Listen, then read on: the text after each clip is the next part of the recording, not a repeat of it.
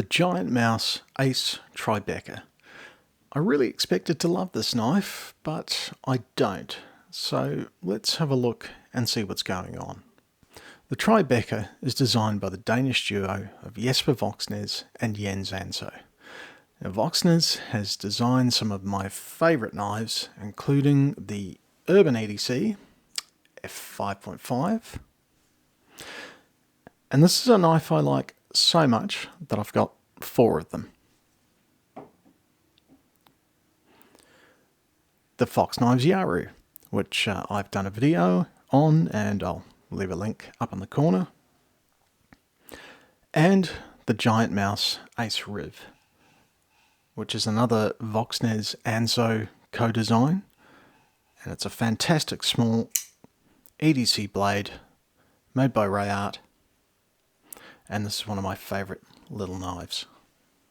So after some rave reviews from some prominent YouTubers, I was really looking forward to getting my hands on the Tribeca.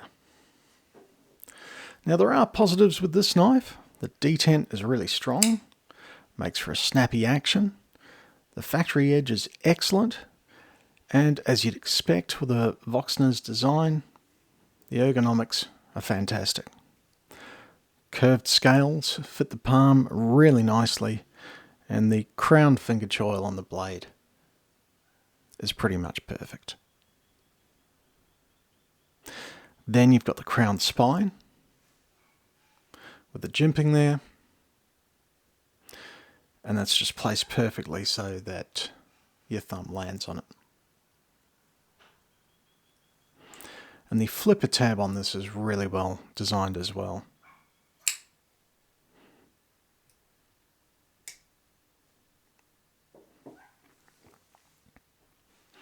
Now, unfortunately, my Tribeca came with a couple of QA issues.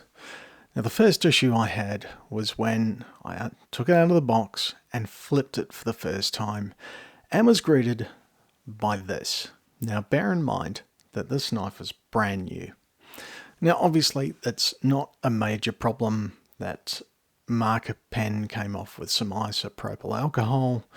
Not a big issue, but I had never encountered anything like that before on a brand new knife. Now the next issue is a little more serious.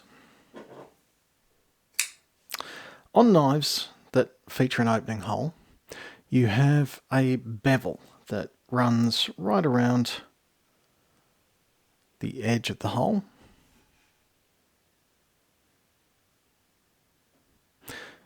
And that just makes for a much more pleasing, more tactile experience for your thumb or your finger when you deploy the blade.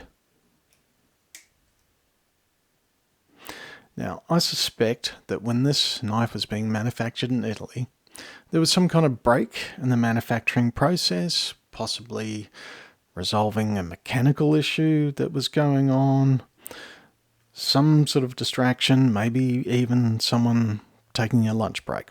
I'm just speculating here. But the problem is that this edge here, I'll try and make it so the camera can pick that up, has no bevel on it. The rest of the hole on both sides is beveled. Just that one edge there is unfinished. It's actually quite sharp. Now, on a knife that retails here in Australia for about $480, I think that's some pretty poor quality control.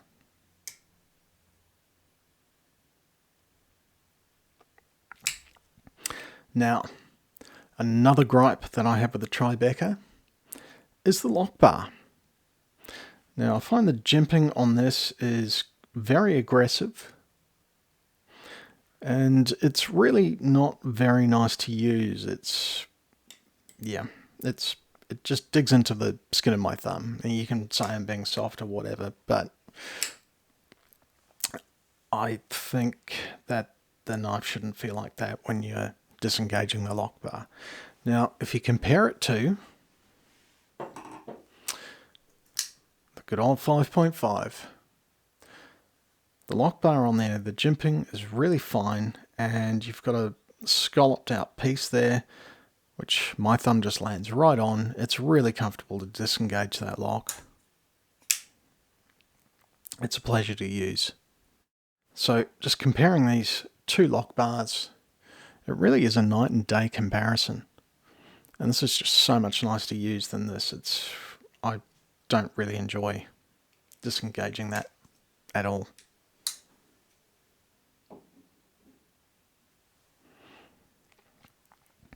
Now another thing is the weight.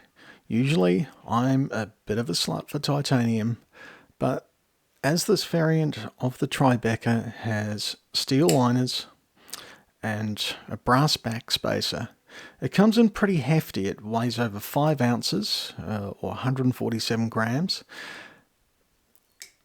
And it kind of goes against a couple of my knife principles, my preferences, but I think possibly the micarta or the G10 variants might actually make for a better carry and just reduce that weight a little bit. Don't get me wrong, the Tribeca is a good knife, but the version I got, it's not a great knife, and I really thought it would be. Now, if you've made it this far, thanks for watching. What are your thoughts on the Tribeca? Let me know in the comments, and also if you want to say anything else. Thanks again for watching. Bye.